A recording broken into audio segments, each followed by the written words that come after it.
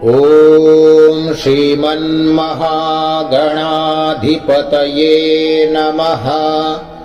ॐ श्री शारदा सरस्वत्यै नमः।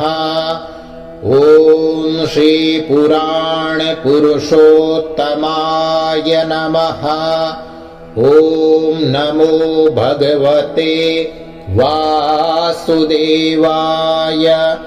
सूत उवाच जगृहे पौरुषं रूपं भगवान् महदादिभिः सम्भूतं षोडशकलमादौ लोकशिशिक्षया यस्यां वसिष्ठयानस्य योगनिद्रां वितन्वतः नाभिहृदाम्बुजादासीत् ब्रह्मा विश्वसृजां पतिः यस्यावयवसंस्थाने कल्पितो लोकविस्तरः तद्वै भगवतो रूपं विशुद्धं सत्त्वमूर्जितं पश्यन्त्यदो रूपमदभ्रचक्षुषा सहस्रपादोरुभुजाननाद्भुतं सहस्रमूर्धश्रवणाक्षिनासिकं सहस्रमौल्यं वरकुण्डलोल्लसत् एतन्नानावताराणां निदानं बीजमव्ययं यस्यांशांसेन सृज्यन्ते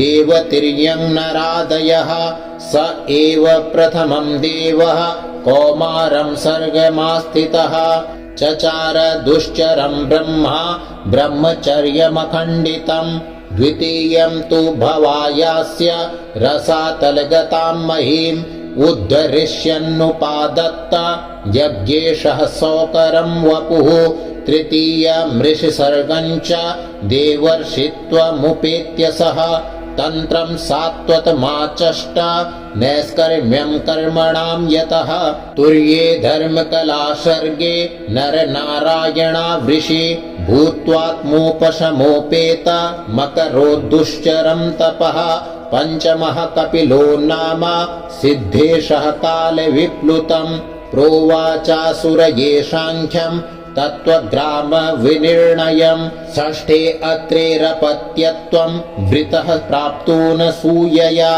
आन्वीक्षिकी मलर्काय प्रह्लादादिभ्य ऊचिवान् ततः सप्तम आकूत्यां रुचिर्यज्ञो व्यजायत स यामाद्य सुरगणे रपात् स्वायम्भुवान्तरम् अष्टमे मेरुदेव्यां तु नाभिर्जात उरुक्रमः दर्शयन् वर्त्मधीराणां सर्वाश्रमनमस्कृतं ऋषिभिर्याचितो भेजे नवमं पार्थिवं वपुः दुग्धे मामोषधीर्विप्रास्तेनायं स उषत्तमः रूपं स जगृहे मात्स्यं चाक्षुषो दधि सम्प्लवे नाव्यारोप्य महीमय्या मपाद्वैवस्वतं मनुं सुरासुराणामुदधिं मथ्नतां मन्दराचलं दध्रे कमठरूपेण पृष्ठ एकादशे विभुः धान्वन्तरं द्वादशमं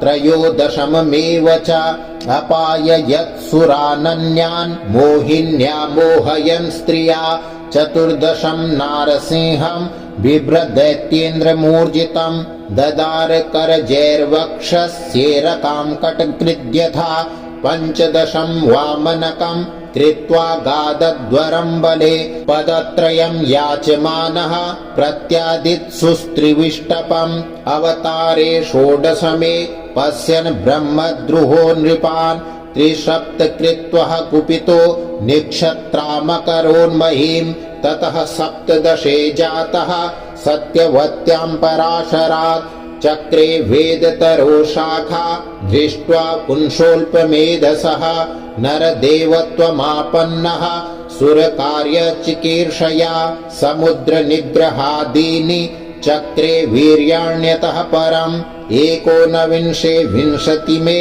वृष्णिषु प्राप्य जन्मनि रामकृष्णाविति भुवो भगवान् हरद्भरम् ततः कलौ सम्प्रवृत्ते सम्मोहाय सुरद्विषाम् बुद्धो नाम्ना जनसुतः कीकटेषु भविष्यति। अथासो युगसन्ध्यायाम् दस्युप्रायेषु राजसु जनिता विष्णुयशसो नाम्ना कल्किर्जगत्पतिः। अवताराय संख्येया हरे सत्त्वनिधेर्द्विजा।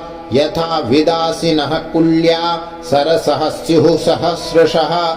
ऋषयो मनवो देवा मनुपुत्रा महोजसः।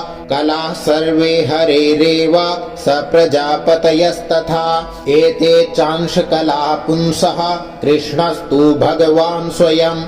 इन्द्रारिव्याकुलं लोकं मृडयन्ति युगे युगे। जन्मगुह्यं भगवतो य एतत्प्रयतो नरः। सायं प्रातर्गृह्णन् भक्त्या दुःखग्रामाद्विमुच्यते। एतद्रूपं भगवतो यरूपस्य चिदात्मनः। मायागुणैर्विरचितं महदादिभिरात्मनि। यथा नभसि मेघौघो रेणुर्वा पार्थिवो नीले। एवं द्रष्टरिदृश्यत्वमारोपितमबुद्धिभिः। अतः परं यदव्यक्तमव्यूढगुणव्यूहितम् अदृष्टाश्रुतवस्तुत्वात् सजीवो यत्पुनर्भवः। यत्रे मे सदसद्रूपे प्रतिषिद्धे स्वसंविदा। अविद्ययात्मनि कृते इति तद्ब्रह्मदर्शनम्। यद्येषो परता देवी माया वैशारदी मतिः। सम्पन्न एवेति विदुर्महिम्नि स्वे महीयते। एवं जन्मानि कर्माणि यकर्तुरजनस्य च वर्णयन्ति स्म कवयो वेदगुह्यानि हृत्पते। स वा इदं विश्वममोघलीलः सृजत्यवत्यत्ति न सज्जतेऽस्मिन्। भूतेषु चान्तर्हित आत्मतन्त्रः षाड्वर्गिकं जिघ्रति षड्गुणेशः। न चास्य कश्चिन्निपुणेन धातु रवेति जन्तुः कुमनीष ऊतिः। नामानि रूपाणि मनोवचोभिः सन्त्वन्वतो नटचर्यामिवाज्ञः। स वेद धातुः पदवीं परस्य दुरन्तवीर्यस्य रथाङ्गपाणे। यो मायया सन्ततयानुवृत्त्या भजेत तत्पादसरोजगन्धम्। अथेह धन्या भगवन्त इत्थं यद्वासुदेवेऽखिललोकनाथे। कुर्वन्ति सर्वात्मकमात्मभावं न यत्र भूय परिवर्त उग्रः। इदं भागवतं नाम पुराणं ब्रह्म संहितम्। उत्तमश्लोकचरितं चकार भगवान् ऋषिः। निःश्रेयसाय लोकस्य धन्यं स्वस्त्ययनं महत्। तदिदं ग्राहयामास सुतमात्मवतां वरं। सर्ववेदेतिहासानां सारं सारं समुद्धृतं। स तु संश्रावयामास महाराजं परीक्षितं। प्रायोपविष्टं गङ्गायां परीतं परमर्षिभिः। कृष्णे स्वधामोपगते धर्मज्ञानादिभिः सह। कलो नष्टदृशामेषा पुराणार्को धुनोदितः।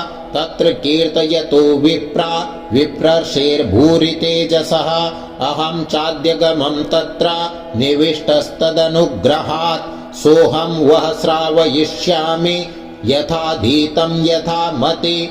ओम जय जय श्रीमद्भागवते महापुराणे पारमहंस्यां संहितायां प्रथमस्कन्धे नैमिषीयोपाख्याने तृतीयोपारायणः।